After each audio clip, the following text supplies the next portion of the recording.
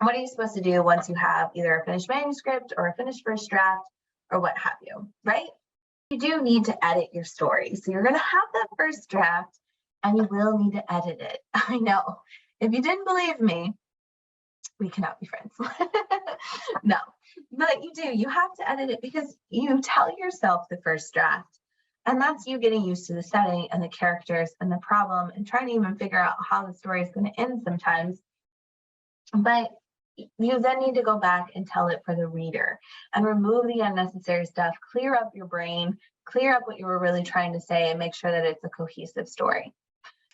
And then when you think your story is done, when you feel like you have a solid manuscript, what you really need to do next is you need to have it reviewed, because you have to have a second pair of eyes. I love my writing just as much as you probably love your writing.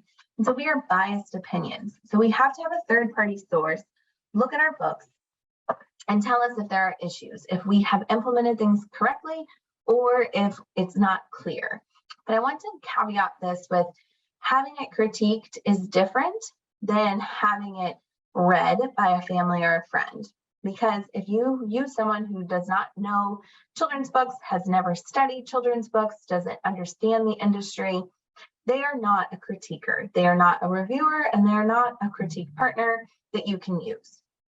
They are what's known as a beta reader, which is great. You need beta readers to give yourself reader's opinion, but you have to have a critique from someone who understands children's books, who understands the industry, and who understands what it means to write for the children's categories. That's why it's so important to understand how to write a story, because it doesn't matter what publishing option you're doing. It doesn't matter how much marketing skills you have.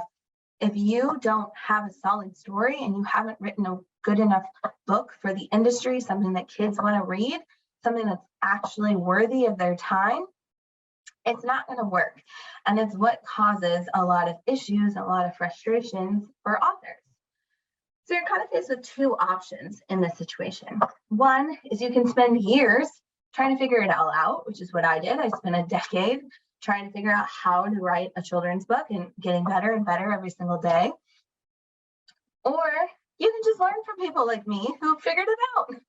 And then you can take our 8 years, 10 years of education, condense it down into 4 easy steps and have it fully actualized, figured out within a couple of months, instead of wasting years and years of time. Which is why I want to invite you to join Kidlit Writing 101, which is our immersive course into the writing process.